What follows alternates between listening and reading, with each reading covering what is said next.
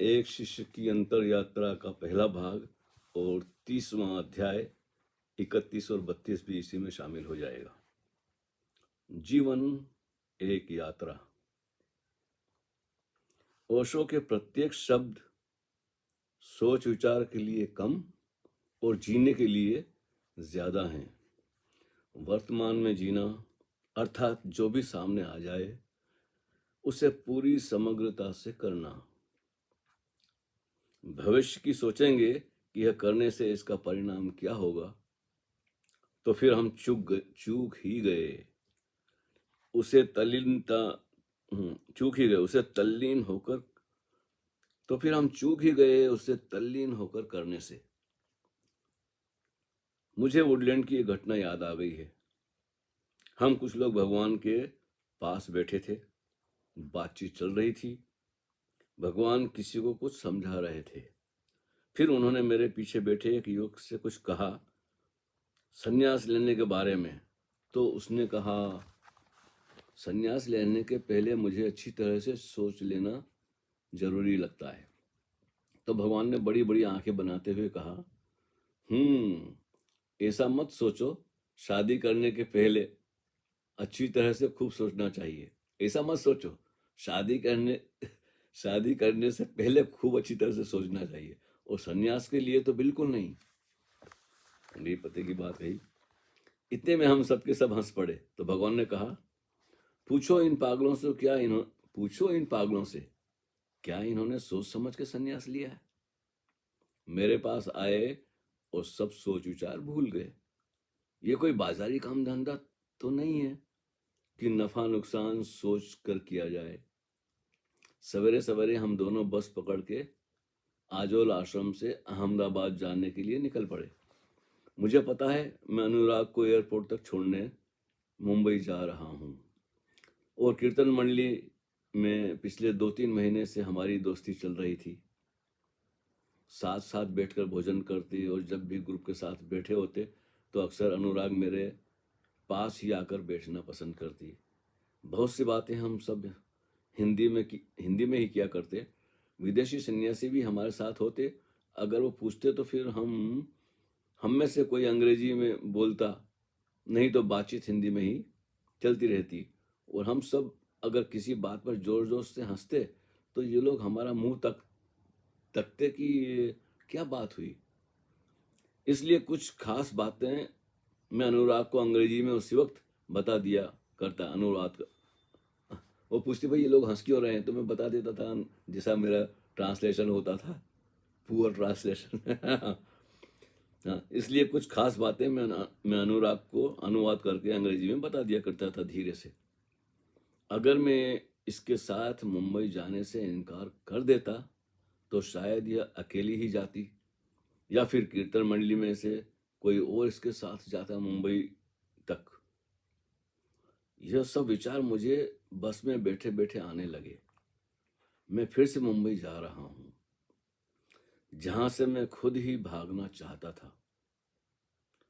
हम दोनों bus stand से उतरकर अहमदाबाद के रेलवे स्टेशन की तरफ मुंबई जाने की टिकट बुक कराने के लिए जा रहे थे। वहां जाकर पता लगाया कि शाम 8 बजे की ट्रेन है। तो हमने सोचा पहले कुछ चाय पानी नाश्ता किया जाए, फिर टिकट लेकर दिन भर शहर में थोड़ा बहुत घूम फिर लेंगे।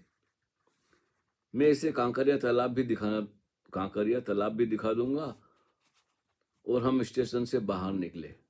रेलवे स्टेशन से थोड़ी सी ही दूर मुझे अच्छी सी रेस्टोरेंट दिखाई दी, तो उसी तरफ जा रहे थे कि अचानक सामने से स्वामी सिद्धार्थ सरस्वती ने कहा कृष्ण वेदांत, अरे वाह, यहाँ कैसे। और बढ़कर हंसते हुए मुझे गले से लगा लिया। अनुराग को भी प्रणाम करके गले मिले तो मैंने कहा हम मुंबई जा रहे हैं, आओ हमारे साथ चाय पानी कर लो। वो बोले यहाँ नहीं, मेरे साथ तुम मेरे घर चलोगे, वहां करेंगे। मैंने इशारा किया था कि भैया रेस्टोरेंट में कर लेते हैं, तो बोले नहीं यहाँ नहीं, आओ हमारे साथ, हम अपने घर चलेंगे। और उन्होंने हाथ देकर एक ऑटो रिक्शा रोका और हम तीनों रिक्शा में सवार होकर उनके घर पहुंचे। वहां स्वामी सिद्धार्थ सरस्वती के बड़े भाई, भाभी और बेटी तथा सिद्धार्थ के पिताजी सबसे मुलाकात हुई। सिद्धार्थ की भाभी नाश्ता बनाने रसोई घर में गई और हम सब बहुत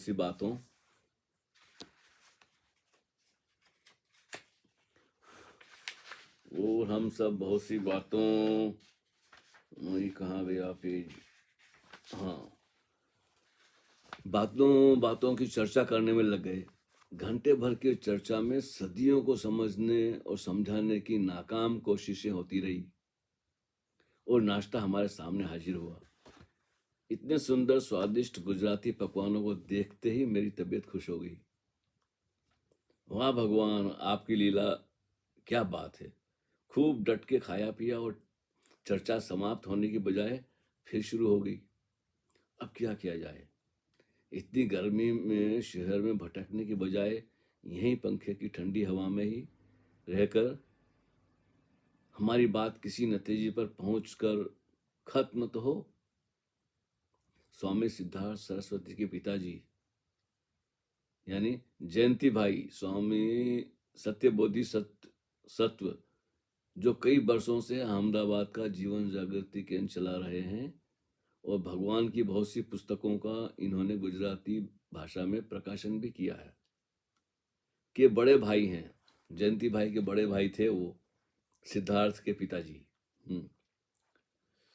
हाँ, तो बड़े भाई हैं और किसी जमाने में बड़ोदरा हाई कोर्ट के जज भी रह चुके हैं। बड़े तार्किक व्यक्ति हैं। 1.5 साल पहले स्वामी सिद्धार्थ ने घर से भागकर मुंबई में आकर भगवान रजनीश से संन्यास लिया और फिर माँ योग लक्ष्मी ने इन्हें एक मिठाई की दुकान मधुरिमा, जो नेपियन सी रोड पर थी, वुडलैंड से थोड़ी ही दूर पर, वहां मैनेजर की पोस्ट पर नौकरी भी दिलवा दी। साथ ही वहीं की एक शानदार बिल्डिंग में सबसे ऊपर की मंजिल पर एक कमरा भी रहने के लिए दिलवाया था। मधुरिमा के मालिक की ऐसी कई एयर कंडीशन दुकानें मुंबई में थी और वे भगवान के अनन्य प्रेमियों में से थे। ये ठाठ से भगवा वस्त्रों के साथ माला पहनकर बड़े मजे से मैनेजर का काम करते। सभी ग्राहक और आसपास के लोग देखते कि ये कैसा सन्यासी है जो मिठाई की दुकान चला रहा है। मुझसे इनका मिलना होता रहता था। बड़े मनमोजी किस्म के प्रतिभाशाली युवकों में से थे और खुलकर भजन गाया करते थे दोस्तों और सन्यासियों के बीच। लेकिन एक बार इनके पिताजी ने मुंबई में भगवान से झगड़ा करके रो धोकर इनको वापस अपने घर ले जाने की जिद की तो भगवान ने स्वामी सिद्धार्थ को जाने दिया था। इसी कीर्तन मंडली में स्वामी सिद्धार्थ सरस्वती भी 1 महीने के लिए हमारे साथ कुछ गांवों में घूम चुके थे। अब 31वां अध्याय है, स्वामी सिद्धार्थ सरस्वती एक याद। भगवान श्री रजनीश के कहे गए शब्दों में से अपने अपने मतलब के अर्थ निकाल लेना बहुत आसान है। पिता अपने बचाव के लिए कोशिश करके ओशो की कही गई बात का उदाहरण दे रहे हैं। बेटा अपने पिता की बात काटने का प्रयास कर रहा है। बहुत गर्मा गर्म बहस चल रही थी और अनुराग कुछ समझ नहीं पा रही थी। हम सब हिंदी और गुजराती में उसके हिसाब से बकबक कर रहे थे। तो उसने कहा, मैं थक गई हूं तुम्हारी बातें सुन सुनकर। आखिर तुम सब इतने गुस्से में क्यों हो? Why you are so angry? Why you so aggressive to each other? तो स्वामी सिद्धार्थ सरस्वती की भाभी उठी और अनुराग से अंग्रेजी में कहा, you should lie down in other room, come and take rest. और अनुराग उठकर उसके साथ दूसरे कमरे में हम चारों को छोड़कर दरवाजा अटकाकर चली गई। स्वामी सिद्धार्थ सरस्वती के पिता और बड़े भाई बहुत नाराज थे। अपने पढ़े लिखे नौजवान और खूबसूरत बेटे को जोगी बने हुए सड़कों पर नाचता हुआ देखकर अखबारों में छपी फोटो, बड़े लंबे बाल, दाढ़ी, ये सब इस समाज में स्वीकृत नहीं था। पहले उन दोनों ने खूब अपनी भड़ास निकाली और मुझसे सवाल जवाब में उलझे रहे। बार बार रजनीश जी को कोसते कि मैं नहीं कहता कि तुम अपने गुरु की बात मत मानो, जरूर मानो, मगर अपने परिवार की कुछ जिम्मेदारी होती है। पिताजी को बीच में टोकते हुए मैंने कहा, भगवान ने कभी नहीं कहा कि मेरी बात मानो। तुम सुनो, समझो और अगर सच्ची लगे तो तुम अपने ढंग से जियो और मेरी बात मानकर नहीं। अपने अनुभव से, अपनी स्वयं की निष्ठा से। ऐसी बात सुनकर वे बोले, लेकिन ये हमारा लड़का भी तुम्हारे जैसी मैडम के प्रेम में पागल हो गया है और वो इसे छोड़कर चली गई और ये सबको उसकी फोटो बताता रहता है। मैंने कहा, हाँ, मैंने भी देखी है इसके साथ आस्था की फोटो। बहुत सुंदर जोड़ी लगती है। माउंट आबू के शिविर में ये दोनों साथ ही रहते थे। दोनों की हाइट बराबर थी और आस्था भी हंसमुख स्वभाव की सरल लड़की थी। आस्था के लंबे घने सुनहरे बाल थे और वह बहुत ही सुंदर दिखती थी। लेकिन पिताजी बोले, तब से ये नशा भी करने लगा है। इसे कुछ होश नहीं रहता, घर में खा पी के दिन भर कहाँ भटकता रहता है, हमें कुछ नहीं बताता। ऐसे भगवा कपड़े पहने और बाल दाढ़ी बढ़ा के, रजनीश की माला गले में डाल के इसको कौन नौकरी देगा? मैंने कहा, मुंबई में मधुरिमा स्वीट्स में यह मैनेजर था और बहुत खुश था। आप इसको जबरदस्ती यहाँ लेकर आए हैं। सिद्धार्थ के पिताजी मुझसे भी झगड़ने लगे और बोले, इस अमेरिकन लड़की को आप कब से जानते हो? तुम्हारी क्या लगती है? क्या संबंध है इसके साथ आपका? वगैरह वगैरह। क्या ये तुमसे शादी करेगी? मैंने कहा, आप मेरी चिंता न करें, ये मेरी दोस्त है। तो पिताजी ने तपाक से कहा, स्त्री पुरुष में दोस्ती नहीं हो सकती। मैं बोला, ये वापस अमेरिका अपने घर जा रही है और मैं इसे छोड़ने मुंबई एयरपोर्ट तक जाऊंगा। पिताजी फौरन बोले, फिर तुम्हारे भविष्य का क्या होगा? मैंने कहा, मुझे कुछ पता नहीं क्या होना है, जो भी होगा मैं अपने लिए स्वयं ही जिम्मेदार हूं। यह सुनकर तो सिद्धार्थ के पिताजी गुस्से में आकर बोले, आप सूरज शकल से बहुत पढ़े लिखे प्रतिभावान लगते हैं, लेकिन निपट गंवारों जैसी बातें कर रहे हैं। मैंने कहा, आपका ओपिनियन मेरे लिए कोई महत्व नहीं रखता कि आप मुझ में क्या देखते हैं। अभी तो मैं आपका मेहमान हूं और आपके बेटे का दोस्त हूं। मेहमान से इस तरह का व्यवहार आप जैसे व्यक्ति को शोभा नहीं देता। इतने में दोपहर की गर्मा गर्म चाय आ गई और हमारे जज्बातों की गर्मी थोड़ी ठंडी पड़ी। चाय की चुस्कियां लेते हुए मैंने कहा, मुझे ट्रेन की टिकट लेने स्टेशन जाना है। तो सिद्धार्थ बोला, उसकी चिंता मत करो, मैं सब करा दूंगा। अपने लोग हैं स्टेशन पर, एकदम अच्छी स्लीपर मिल जाएगी। आराम से सोते हुए जाना, कल सुबह मुंबई सेंट्रल पहुंच जाओगे। चाय पानी के बाद सिद्धार्थ के पिताजी और बड़े भाई घर से बाहर निकल गए। तो सिद्धार्थ ने अनुराग से कहा, get ready, we go to Kankaria. और हम दोनों सिद्धार्थ के साथ ऑटो रिक्शा पकड़ के कांकरिया तालाब घूमने निकल गए। हम तीनों शाम की ठंडी हवा और सुंदर समंदर के जैसी विशाल सी दिखने वाली झील का आनंद लेते हुए धीरे धीरे चल रहे थे कि सिद्धार्थ के एक दोस्त धीरू भाई मिल गए, जो क्रिकेट के अच्छे खिलाड़ी थे। उन्होंने कहा, रात के 9:30 की ट्रेन अच्छी रहेगी, डिनर करके जाना। मैंने कहा, कोई बात नहीं। थोड़ी देर बाद धीरू भाई ने कहा, मैं तुम्हें 9:15 स्टेशन पर मिलूंगा, और वे चले गए। बाद में सिद्धार्थ ने मुझसे कहा, यार तुम 1-2 दिन और यहीं मेरे पास रुक जाओ। सिद्धार्थ ने मुझसे कहा, यार तुम 1-2 दिन मेरे पास यहाँ और रुक जाओ, मैं बहुत परेशान हूँ घर में। तो ये हो गया जी 31वां। तो 32वां भी कर ही लेते हैं, ताकि 2 ही पेज हैं। तो 32वां है, स्वामी सिद्धार्थ सरस्वती का परिवार। भगवान श्री रजनीश की बातों से और उनके विचारों से स्वामी सिद्धार्थ सरस्वती के पिताजी और बड़े भाई बिल्कुल भी प्रभावित नहीं थे। बार बार अपना समाज और अपनी बिरादरी ही उनके लिए अहमियत रखती थी। वे यही कहते, अब हमारे रिश्तेदारों में कौन अपनी लड़की देगा ऐसे सन्यासी को? इसको इस बात की बिल्कुल समझ नहीं है। इसके सर पे जो गौरी मैडम का भूत सवार है, उसके रहते ये सिर्फ नशे में ही जिंदगी बर्बाद कर रहा है। मैंने कहा, अभी इसका दिल टूट गया है, प्यार मोहब्बत का मामला है, इतनी जल्दी कोई कैसे भूल सकता है? ऐसे इतनी जल्दी ऐसे कोई कैसे भुला सकता है? इसे उसकी याद दिलाकर आप बार बार तंग ना करें। जो हो गया सो हो गया, देर सबेर ये संभल ही जाएगा।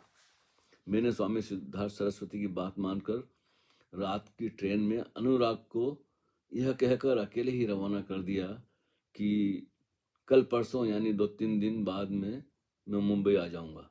तब तक तू अपनी टिकट कंफर्म करवा लेना। मेरे साथ सिद्धार्थ और धीरू भाई भी स्टेशन पर साथ थे। हम तीनों ने अनुराग को डिब्बे में बिठाकर ट्रेन के चलने पर गुड बाय की और बातचीत करते हुए रात देर से मैं सिद्धार्थ के साथ उसके भाई के घर लौटा और हम चुपचाप सो गए। दूसरे दिन सवेरे जब स्वामी सिद्धार्थ नहाने गए तो उनके बड़े भाई ने मुझे बताया, 3-4 महीने से ये मेरे घर में ही रह रहे हैं। माता पिता तो इसे भगवा कपड़ों के साथ घर में रखने को तैयार नहीं है और ये कपड़े और माला उतारना भी नहीं चाहता। आपका दोस्त है, आप इसे समझाइए। मैंने कहा, समझाने जैसा कुछ है ही नहीं। इसने जब खुद ही संन्यास लिया है अपनी मर्जी से तो मैं क्यों कहूँ? कुछ भी हो, हम दोनों एक ही गुरु के शिष्य हैं। भला मैं अपने ही विरोध में कैसे बात कर सकता हूँ? सिद्धार्थ के बड़े भाई को भी नौकरी पर जाना था, सो वो तैयार होते हुए बोले, लेकिन ऐसा कब तक चलेगा? मैंने फिर कहा, आपका छोटा भाई है, वो मेरा दोस्त, मेरा कोई अधिकार नहीं है कि मैं इसे बिना पूछे कोई सलाह दूं। आज शाम या कल मैं भी मुंबई चला जाऊंगा। और उन्होंने साइकिल उठाई और नमस्कार करके चले गए। मैं उन्हें गली के आखिरी मोड़ तक साइकिल पे झुके हुए पेडल मारते देखता रहा। उनकी परेशानी का मेरे पास कोई जवाब नहीं था। सिद्धार्थ की भाभी जी ने सिद्धार्थ के साथ मुझे भी नाश्ते की प्लेट दी और हम दोनों खाते पीते एक दूसरे को देखकर मुस्कुराते रहे। हमें बाहर जाते देख भाभी ने कहा, 1 बजे तक आ जाना रसोई के लिए। मैंने कहा, आपके हाथ की रसोई हो तो भला हम बाहर क्यों खाएंगे? हर एक की दुनिया अलग, सही और गलत होने की धारणा अलग होती है। हर कोई अपनी नज़र में तो अपने को ठीक ही समझता है। स्वामी सिद्धार्थ सरस्वती को मैंने पहले अहमदाबाद में जयंती भाई के ऑफिस में भी काम करते देखा है और एक बार माउंट आबू के शिविर में जाने के लिए जब हम सन्यासी मुंबई से अहमदाबाद स्टेशन पर आए थे तो वह जयंती भाई की एम्बेसडर कार लेकर भगवान को या कुछ सन्यासियों को लेने के लिए स्टेशन पर भी आया था। फिर पता नहीं उसके संबंध जयंती भाई से क्यों और कैसे बिगड़ गए। मैंने जानकर ही कुछ बातें नहीं पूछी। काका भतीजे का आपस का मामला था और जयंती भाई ओशो से शायद 1965 से भी पहले से जुड़े होंगे। भगवान के लिए तन मन धन से उनके हर कार्य करने के लिए समर्पित थे और माउंट आबू के सभी ध्यान साधना शिविरों तथा अहमदाबाद के सारे प्रोग्राम का कार्यभार भी वही संभालते थे। उनकी सहायता के लिए अहमदाबाद के मशहूर चश्मे के व्यापारी शंकर लाल पंड्या और सेवंती भाई भी हमेशा उनका शिविरों में सहयोग करते थे। हम दोनों इधर उधर 2-3 घंटे घूम फिर के घर आए और भोजन करके फिर निकल गए। बहुत सी बातें हुई आपस में। तो मैंने सिद्धार्थ से कहा कि मुझे इस तनाव की सूरत में तुम्हारे बड़े भाई के घर ठहरना उचित नहीं लग रहा है, तो मैं आज रात की ट्रेन से ही मुंबई चला जाऊं। यही बेहतर रहेगा। और गली के नुक्कड़ से मैं वापस लौटकर अपना सामान लेने घर आया और थैला उठाकर भाभी जी से कहा, मुझे किसी से मिलने जाना है। वहां से होकर मैं रात को अहमदाबाद से निकल जाऊंगा। नमस्कार करके मैं कोने के पास वाली पान की दुकान पर, जहां सिद्धार्थ खड़ा था, आया और हम पैदल पैदल चलते रहे काफी देर तक। आखिर सिद्धार्थ ने कहा, तुम मुंबई में जाकर कहाँ रहोगे, क्या करोगे? अनुराग को छोड़कर क्या वापस कीर्तन मंडली जाओगे? मैंने कहा, मुझे कुछ पता नहीं, जब तक अनुराग है मुझे मुंबई में ही रहना होगा, फिर देखूंगा क्या होता है। हम दोनों किसी पार्क में जाकर पेड़ की छांव में बैठे। सिद्धार्थ स्वामी ने सिगरेट जलाई, मुझे इशारा किया।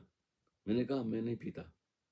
तब सिद्धार्थ ने कहा, धीरूभाई 6 बजे अपने काम से छूटेंगे, तो चलो शाम को फिर उनसे मिलने के बाद मैं तुम्हें स्टेशन छोड़ दूंगा। अभी जाकर टिकट ले लेते हैं ट्रेन की, और हम स्टेशन से सीधे धीरूभाई के पास पहुंच गए। गन्ने का रस वगैरह पीने के बाद बहुत सी क्रिकेट की बातें धीरूभाई करते रहे, और रात को 9:30 बजे की ट्रेन में उन दोनों ने मुझे ट्रेन बजे की ट्रेन में उन दोनों ने मुझे बिठाकर बिठाया, और सिद्धार्थ ने कहा, शायद मैं भी मुंबई आऊं। ट्रेन प्लेटफॉर्म से धीरे धीरे खिसकने लगी, रफ्तार तेज हुई, और वो दोनों मेरी आंख से प्लेटफॉर्म के साथ ही पीछे हाथ हिलाते हुए ओझल हो गए। तो ये 32वां अध्याय भी हो गया। हरिओम तत्सत। इसी तरह चलता रहेगा सिलसिला।